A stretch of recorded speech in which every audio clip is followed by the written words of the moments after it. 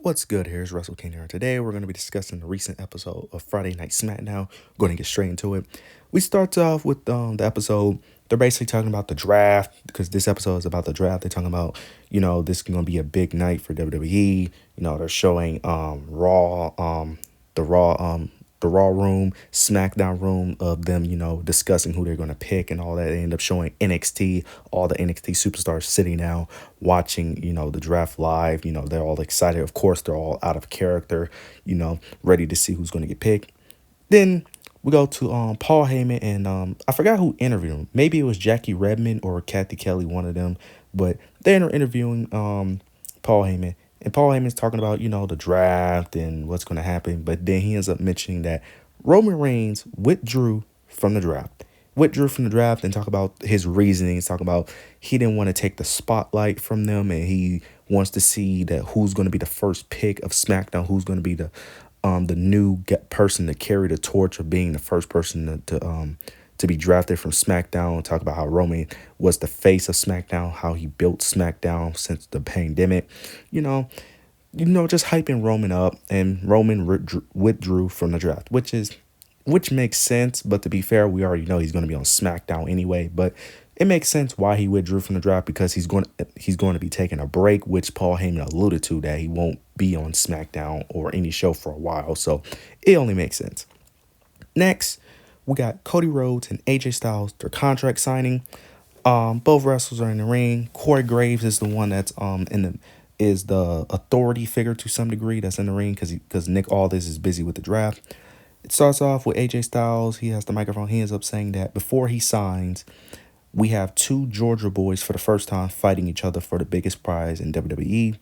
He ends up telling the fans that he understands why he gets booed, why they boo him, but he does not respect LA Knight, and that he said that LA Knight got underneath his skin and that he accepts that. He ends up saying that that's the reason why he lost that Mania, but he got his composure back and he ended up beating LA Knight, which made him realize that he still is phenomenal. And then he ends up talking about, unlike LA Knight, he respects Cody. He holds Cody to a high regard. And he ends up talking about how him and Cody took the same road, having improved themselves outside WWE.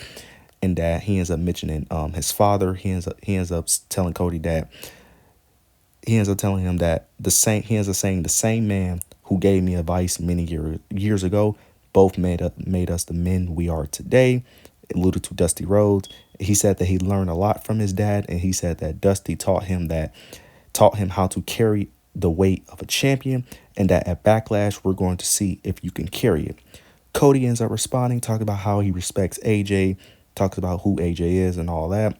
Then he ends up saying that even as much as I respect you, that all goes away at Backlash. And then he ends up saying that it is I assume that you are implying that I can't carry the weight of the WWE Championship.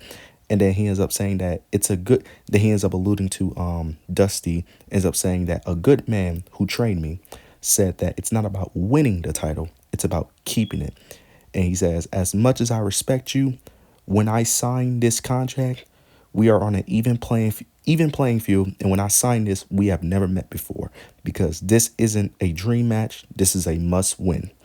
Then AJ ends up saying that, no, Cody Rhodes walks up towards him. They both walk towards each other. He pulls his hand out to shake his hand. AJ, before he shakes his hand, AJ ends up saying that it was great to see you finish your story, but it's a shame that his title reign is going to end at Backlash. Then they both shake hands, and that's the end of the segment there. Now we're going to get to the start of the draft.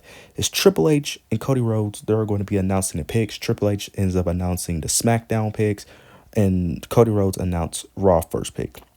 The first pick of SmackDown is Bianca Belair, which I thought was obvious. I assumed Bianca was going to stay, especially with the whole her and Jade. So I assumed Bianca was going to stay. Not mad at the pick. Next pick, the first pick for Raw was Jey Uso, which was very surprising. I was shocked that Jey Uso got picked first for Raw. That was very surprising. I thought that Seth Rollins may have been first, but that was very shocking. The next pick for SmackDown ended up being Carmelo Hayes. Now, I knew Carmelo Hayes was going to get drafted to SmackDown, but him being that high second on SmackDown is very shocking, especially considering other superstars like Drew McIntyre, Seth Rollins, even Jay Cargill to a degree. Like, now to be fair, those guys may not get drafted to SmackDown, but the fact that he got drafted that high was kind of shocking. But I love that. Then Raw ends up selecting Seth Rollins. Not too mad at that. Kind of predictable. Now, especially since Becky Lynch is on Raw because she is the current champion. Because in this draft, all champions on each brands are on all three brands are protected. So Seth Rollins had to get picked by Raw. It only made sense. Becky Lynch, Seth Rollins. After those picks are out, Carmelo Hayes ends up coming out, and he ends up coming out. He got a decent pop. He ends up talking on the microphone. And then he ends up saying that when they talk about who's next up, when they talk about who's the hottest, they call him Carmelo Hayes. After he said that, the crowd starts chanting "Whoop that trick," which I thought was hilarious. And then Melo ends up responding saying that I already did that. Then and then he ends up talking to Cody. He ends up saying that I've been hearing you say that if you come for the king, you better not miss. And he ends up saying that it's funny because when I shoot, I don't miss, his catchphrase. And he says, as the first round draft pick, I can't think of a better way to shoot my shot than to shoot it against you. Cody Rhodes ends up accepting the match, and that's going to be the main event, Carmelo Hayes versus Cody Rhodes, which is very surprising. And I love this. Now, we already know the outcome of that match, but the fact that they have him facing Cody Rhodes as his first opponent ever, the first opponent he's facing is Cody Rhodes, the face of the company. That says a lot. That says how much they put value into Carmelo Hayes, and that shows how much they value him, and I love that for Carmelo Hayes. Next up, we got Dragon Lee versus Angel Garza. Rey Mysterio and Dragon Lee versus Angel Garza and Humberto. This was a very short match. All the matches, to be fair, were all short because of the draft. Like, all the match basically couldn't hit that second gear they were supposed to because, less time because they had to make time for the draft. LWO ends up winning the match. After the match, though, Santos Escobar ends up coming out. He ends up talking on the microphone, ends up saying that he says, I am many things, but a liar I am not. He ends up saying that Electra Lopez has been working on trying to find the footage from the week that Dragon Lee got attacked. And they end up showing the footage, and Carlito, of course, was the one that attacked Dragon Lee. The LWO, Selena, Dragon Lee, and Rey Mysterio are looking at the footage. They're all confused. They're all shocked. Then Carlito ends up attacking Dragon Lee, ends up leaving the ring, leaving through the crowd, and that's the end of that segment there. So I'm curious to see how they play that off. Now, this segment felt it felt off. It felt very off. It felt a bit rushed. It felt like something was missing. To be fair, they did rush this a bit, mainly because the time of the draft. So I'm assuming maybe Monday Night Raw won't be as rushed because it is 3 hours, so they have a bit more time. So we'll see there. Next, I'm not going to discuss this match too much. We got Braun Breaker versus Cedric Alexander. Braun Breaker ends up swashing Cedric Alexander. They're continuing the swash match method, kind of like the Goldberg treatment. So interested to see how far this goes, but he ends up swashing him. Next, we got a segment between Nick Aldis, Bailey, and Tiffany Stratton. It starts off with Nick Aldis and Tiffany Stratton. Tiffany Stratton walks up to Nick Aldis, ends up asking him, did you see what happened last week? Of course you did, because I am the center of the universe. And she asks, where's her title shot? Nick Aldis ends up saying that he almost put her in the back of the line, talked about how he did a great line, ends up saying that it's not Tiffy time right now, which I thought was hilarious. He ended up talking about how he almost put her in the back of the line of the title, but he ends up saying that someone went up to him and gave him a great idea and he ended up putting her in a match against Naomi, and whoever wins that match get a title opportunity at Backlash. Tiffany Stratton ends up asking whose stupid idea was that. Bailey ends up coming out, basically admitting it was her idea. Bailey and Tiffany have a little back and forth, and then Tiffany Stratton basically says that you should come out on commentary and see me beat your friend, something you couldn't do. And I'm very interested to see, well, we know later on what ends up happening, but very interested to see how that ends up going. Next, we got more draft picks. We got Michelle McCool and Tori Wilson uh, for the SmackDown and Raw people announcing their draft picks. SmackDown ends up selecting Randy Orton, and then Raw ends up selecting Braun Breaker. That was a shock. That was a shock for me. I love that the NXT talent are getting called up. Well, not really called up because they was both already been on the show, but glad that they're getting picked this early. But also, I kind of don't like that Braun Breaker got selected to Raw only because it didn't make sense because for the past few months they was doing when Jade Cargill and Braun Breaker was getting teased on who's they going to get signed to. They was doing that whole big thing of who's going to sign Jade, who's going to sign Braun Breaker. And then they finally signed him and they barely been on TV. So why did they make a big deal out of it if you was just going to put Braun Breaker on Raw anyways? It made that whole Nick Aldis and Adam Pearce little feud for Jade and Braun Breaker pointless, to be honest with you. Now, since Bianca is on SmackDown, I'm assuming Jade's going to be on SmackDown. So at least they may be consistent there. But the Braun Breaker on Raw, come on. But I'm not completely mad on it because that gives more time to Braun Breaker. Because who knows, maybe he'll stop having squash matches. But then this was also a surprise. SmackDown ends up selecting Nia Jax, and then Raw ends up selecting Liv Morgan. That's obvious, but Nia Jax going to SmackDown. I do like Nia Jax being on SmackDown, giving him that next heel because because they don't have a really big major heel because Bailey technically was the main heel on SmackDown for the most part. I guess you could count Io Sky, but Bailey was the main big heel on SmackDown with Damage Control. And with Bailey being a babyface, they kind of need that heel, that new heel that's going to be the dominant person. And Nia Jax fixed that perfectly. And then of course Liv Morgan stand on Raw. Makes sense. Next we got Solo Sikoa and we got the Bloodline. We got Solo Sikoa and Tama Tonga pulls up in a car and he walks up to Paul Heyman. Paul Heyman was fearing for his life because Solo was waiting for Paul Heyman to open the door. Paul Heyman was like, I'm sorry. I typically don't open doors for Roman, but I open it for you. Solo ends up interrupting, ends up asking him, has the Bloodline been drafted? And he told him to get, Paul Heyman ends up saying no. Solo tells him to give him all the details. Paul Heyman ends up telling him that about Roman, tells him that Roman withdrew from the draft. And he ends up saying that you adding new members basically is not helping because we don't know what we're getting with the Bloodline. Tama Tonga ends up getting out the car, ends up pulling up next to Solo. And Solo ends up telling Paul Heyman to tell him to repeat that for him one more time. Before Paul Heyman can say anything, Kevin Owens comes from behind, attacks Solo Sikoa and Tama Tonga. He's attacking Tama Tonga. Security comes and ends up breaking them apart.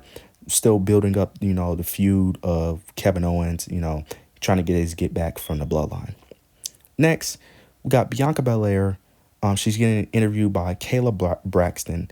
And then randomly, maybe I'm tripping, they just announced that Jade Cargill and Bianca are facing the Kabuki Warriors at Backlash. Now, maybe I'm tripping. Now, I know last week they had a little interaction in the I don't know what it's called, but where they was having that little face off, but I don't remember them saying they was gonna face the Kabuki Warriors for the tag titles. But then randomly here, Bianca's just getting interviewed in front of the crowd, and they just randomly announced that they were gonna have a match, which was very weird. But Bianca's talking to Kayla Braxton, not really saying too much that we don't know. Then the Kabuki Warriors comes out. They have a little stare down. They're talking their trash, going back and forth. You can't really hear them. Then Jade comes out. Bianca standing by Bianca's side, and they're talking back and forth between the Kabuki Warriors.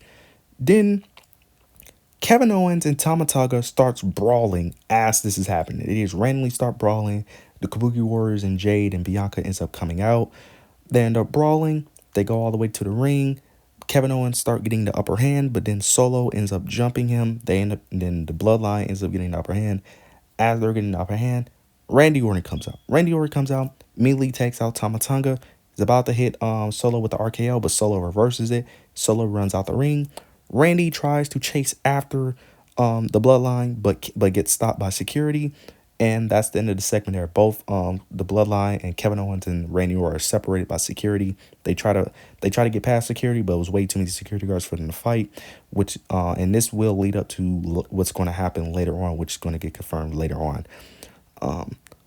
Next, we got more draft picks. Bubba Ray and Devon Dudley both say the Raw and SmackDown picks. SmackDown selects LA Knight. Raw selects Ricochet, which I don't understand. I don't know. I don't understand it. I love Ricochet. I really do. But why? Why is Ricochet getting picked this high? This makes zero sense. Like, there's so many other superstars who need to get picked before Ricochet. And I love Ricochet, but no.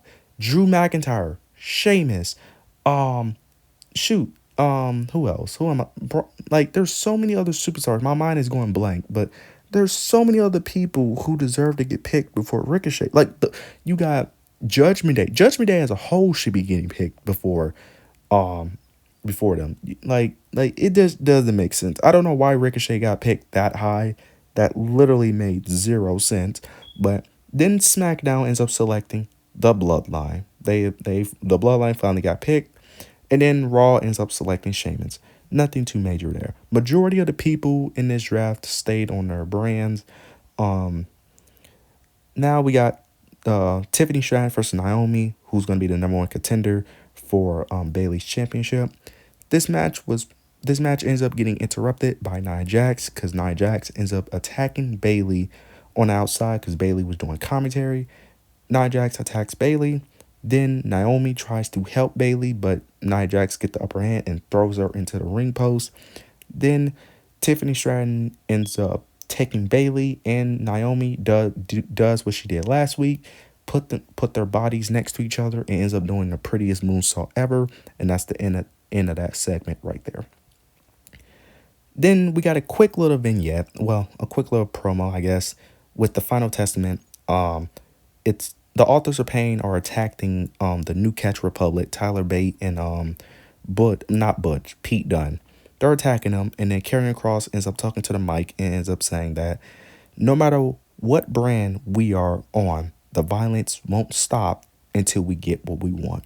So they're still pushing Karrion Kross, which I still don't understand. I don't understand why they did that, though, because Karrion Kross in the Final Testament has been on NXT for a bit, so I don't know what they're doing here. So I'm assuming Karrion Kross is going to go across both brands, which isn't a bad thing because that's probably what I would do anyway. You could have the Authors of Pain on NXT, but have Karrion Kross flip flop between Raw or SmackDown, wherever he's drafted, and have him go between Raw and SmackDown and NXT. Because there's no need for him to be going after the NXT championship. He needs to stay on the main roster, in my opinion. He's not really that over with the crowd, but him going to NXT, I don't know how much favors he's going to do to him since he already won the NXT championship like twice, I think. But who knows? But next up, we got more draft picks. Teddy Long and JBL announced this Raw and SmackDown picks. SmackDown selects AJ Styles. Raw selects Alpha Academy. And then SmackDown ends up selecting Andrade, which was a shocker pick. So that means Charlotte Flair, whenever she comes back, she's going to be on SmackDown because typically husbands and wives or boyfriends or girlfriends stay on the same brand. Then this one, I love this pick. Raw selects Kiana James. I love this. I love this. Kiana James is a good pick for Raw. Great pick for Raw. Build up that women's division. Also, Raw similar to SmackDown need another heel. And when I say heel, I mean more of a natural heel. Someone who can be a heel for a very long time. They need someone that like when they come out, they're a heel, they're a natural heel. Basically like Nia Jax. Nia Jax is a natural heel. She is someone that for the most part would never be a babyface. Kiana James is a natural heel. Like, it's very hard for me to see her being a babyface. Like, she's just a natural heel. So I love that pick. I'm very excited to see what she does on the main roster. Hopefully they don't do nothing stupid like they did with Indy Hartwell, having her be the NXT champion and then barely show her on TV. Hopefully they actually, push her and actually make her be the dominant heel that she can be. Then We get Nick Aldis. He's getting interviewed, and Nick Aldis ends up announcing that it's going to be a triple threat match for the WWE Championship between Naomi, Bayley, and Tiffany Stratton. Very excited to see that match. I'm assuming Bayley's is going to win because that's why they made it a triple threat. That way you protect Naomi, and Tiffany Stratton, because you could just have Naomi and Tiffany Stratton fight each other, and then Bayley ends up picking up a win by either of them getting distracted by the other. Then Teddy Long ends up coming out, and he ends up announcing that Randy Orton and Kevin Owens will be facing Tama Tonga and Solo Sikoa at Backlash. I'm interested in this match, but my thing is this. I don't know who you have win this match because, in my opinion, the Bloodline should win that match. But you have Randy Orton and Kevin Owens. Now, Kevin Owens could take a loss. WWE is fine with him taking L's. It's Randy Orton I'm confused about. Because typically with Randy, he's a legend. He's one of the most, he's one of the most protected wrestlers. So I don't know how they would have him lose in a way to protect him. Because the only way I see them losing is Kevin Owens taking the pin. As unfortunate as that is, because I love Kevin Owens, but if they're going to lose, KO would take the pin here. But I think Solo and Tama Tonga should win, because if you really want to show that Solo and Tama Tonga are those guys, they're these new threats, you gotta have them beat them. They can win by cheating, I don't care, but you need to have them win. Then now we got the main event, Carmelo Hayes versus Cody Rhodes. This was a solid match. A lot of near falls for Carmelo Hayes. Carmelo Hayes was kicking out at 2 counts. This was a solid match. Cody Rhodes ends up picking a victory, ends up showing a sign of respect to Carmelo Hayes. Then after the match, Cody Rhodes and AJ Styles ends up coming in the ring, and Cody Rhodes and AJ Styles have a face-off. They end up have a stare-off, and then AJ Styles puts his hand out to shake Cody's hand, and a handshake, and that's the end of Friday Night Smackdown. This Smackdown wasn't anything too special, but to be fair, I'm not expecting much because, the draft, and this is around a period where majority of the stuff don't really matter, mainly because the draft, we know that people could get on different brands, so they can't really invest too much in the main stories because, people could go on different brands and then that story is basically pointless. So I understand why. So I'm not really mad. Now, this draft, I'm going to be honest, I don't think it's bad like most people are saying. I think it's very mid. The things that's saving it for me is really the Kiana James, Braun Breaker, and Carmelo Hayes. That's really what saved it for me. Mainly Kiana James. I really love that. But for the most part, majority of people stayed on their brands. Not really mad at it. I'm just more shocked because for me, I thought that Raw was going to get all the superstars. Thought that Raw was going to get all the, the heavy hitters, mainly because Netflix will be on Raw starting in 2025. And what way to have, you can have all the main people on Raw at the start of January, at the start, where Royal Rumble starts coming up. You can have all the main stars on Raw for Netflix. But to be fair, they may have another draft the very next year, and they could do that, then they could end up having all the stars on Raw. But what did you guys think of this episode of Friday Night SmackDown? It's not really much for me to go over here. This was a okay episode, not much to go over, but what did you guys think of this episode of Monday Night Raw? Make sure you like, comment, and subscribe. But yeah, that's it.